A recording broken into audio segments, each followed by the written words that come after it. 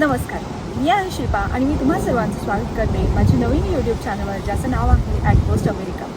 जसं भारतात असताना आपल्याला परदेशातील गोष्टी जाणून घेण्याची किती उत्सुकता असते ना, तसंच आम्हालाही वाटतं की आम्हाला आलेले अनुभव तुमच्याशी शेअर करावा. त्यातलाच एक अनुभव मी आज तुमच्यासाठी घेऊन आले, जो की आहे मी राहत असलेली कम्युनिटी. चला आपण बघूया.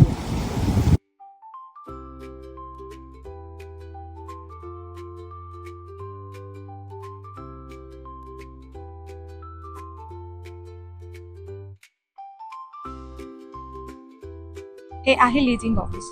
थोडक्यात सांगायचं तर ही कम्युनिटीची मॅनेजमेंट ऑफिस असते. इथे आपल्याला अपार्टमेंटचे रेंट ॲग्रीमेंट, काही अडचणी किंवा सर्व्हिसेस या संदर्भात माहिती मिळते. ऑफिसमध्ये एक छानसा कॉरिडॉर आणि वेटिंग एरिया आहे. तुम्ही इथे भेटायला आलात तर इथे आरामात बसून वाट पाहता येते आणि ऑफिसमध्ये काम करणारे लोकही खूप हेल्पफुल आहेत. ही आहे कम्युनिटीची जिम. इथे सगळे मॉडर्न इक्विपमेंट्स आहेत. पुन्हा सकाळी व्यायाम करायला आवडतं, काही ना संध्याकाळी. इथे 24 तास ॲक्सेस असतो, त्यामुळे जेव्हा वेळ मिळेल तेव्हा लोक व्यायाम करायला मोकळे. भारतात जसं आपण बाहेरच्या जिमचं मेंबरशिप घेतो तसं काही इथे लागत नाही. इथे राहण्यासाठी हे फ्रीमध्येच असतं. पुढे आहे स्विमिंग पूल. उन्हाळ्यात याचा वापर बराच होतो.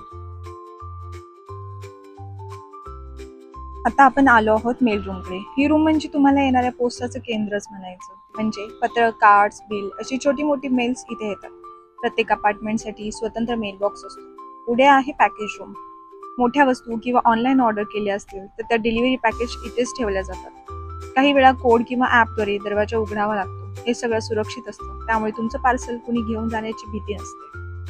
हा आहे लाऊंज एरिया. इथे तुम्ही बुकिंग करून बर्थडे पार्टी, गेट टुगेदर किंवा छोटे सेलिब्रेशन करू शकता.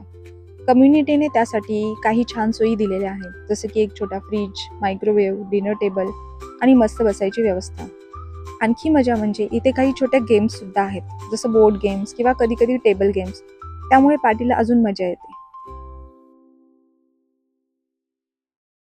कम्युनिटीच्या मागच्या बाजूला गार्डन आणि वॉकिंग ट्रेल आहे. सकाळी किंवा संध्याकाळी फिरायला फार छान वाटतं इथे.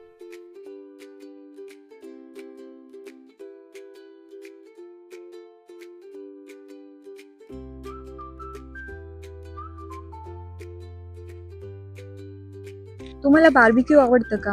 तर मग ही जागा तुम्हाला नक्कीच आवडेल. वॉकिंग ट्रेलच्या बाजूला काही बार्बिक्यू ग्रिल्स ठेवलेले आहेत, ज्याचा उपयोग मित्रमंडळींसोबत बार्बिक्यू पार्टी करण्यासाठी नक्कीच होतो.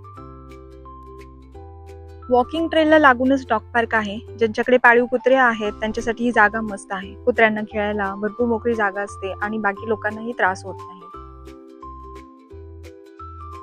डॉग पार्क पासून थोडंसं पुढे आल्यानंतर ही आहे फायर प्लेस. थंडीच्या दिवसामध्ये मित्रमंडळींसोबत इथे बसून गप्पा मारण्यात वेळ घालवायला वेगळीच मजा असते. कम्युनिटीच्या मागच्या साईडला जशी वॉकिंग ट्रेल आहे, त्याच्या व्यतिरिक्त कम्युनिटीच्या आतून सुद्धा चालण्यासाठी सोय केलेली आहे. तसंच साईडला हे बसायला बेंचेस ठेवलेले आहेत.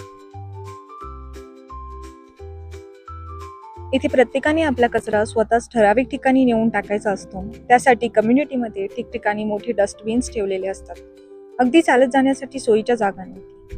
हे डस्टबिन रोज रिकामे केले जातात, त्यामुळे परिसर स्वच्छ आणि नीट राहतो. स्वच्छतेबाबत बोलायचं झालं तर हा बोर्ड पाहिल्यावर तुम्हाला लगेचच कळालं असेल की ही सोय नेमकी कशासाठी आहे. इथे लोक आपल्या पाळीव प्राण्यांची देखभाल तर करतातच, पण त्याचबरोबर स्वच्छतेचीही जबाबदारी काळजी घेतात. कोणीही डॉग वॉकवर गेल्यावर त्याच्या मागे सफाई न करणं हे इथे चालत नाही. हा इथल्या संस्कृतीचा भागच झालाय. इथे इलेक्ट्रिक कारसाठी चार्जिंग स्टेशन सुद्धा आहे. कम्युनिटीमध्ये ओपन पार्किंग आहे, जी सगळ्यांसाठी फ्री आहे. पण जर तुम्हाला कवर्ड पार्किंग हवी असेल, म्हणजे गाडी उन्हात, पावसात किंवा स्नोमध्ये सुरक्षित राहावी असं वाटत असेल, तर त्यासाठी कारपोर्ट पार्किंग ही सोय असते. ही एक कवर्ड आणि डेडिकेटेड पार्किंग असते, जी फक्त तुमच्यासाठी राखीव ठेवलेली असते. त्यासाठी दर महिन्याला थोडे चार्जेस द्यावे लागतात. एक गोष्ट लक्षात घेण्यासारखी ही की विजिटर्स पार्किंग ही कम्युनिटीच्या बाहेर आहे, त्यामुळे कोणी पाहुणे आले तर त्यांना बाहेरच गाडी पार्क करावी लागते. ही होती आमच्या कम्युनिटीची एक छोटीशी झलक. स्वच्छता, सुरक्षितता आणि आधुनिक सोयीसुविधा हे सगळे एकत्र अनुभवायला मिळतं इथे. इथे राहणं म्हणजे घरासारखी शांतता आणि शहरासारखी सुविधा. तुम्हाला कशी वाटली कम्युनिटी? कमेंटमध्ये सांगायला विसरू नका. तुम्हाला जर व्हिडिओ आवडला असेल तर चॅनलला लाईक, शेअर आणि सबस्क्राईब करायला विसरू नका.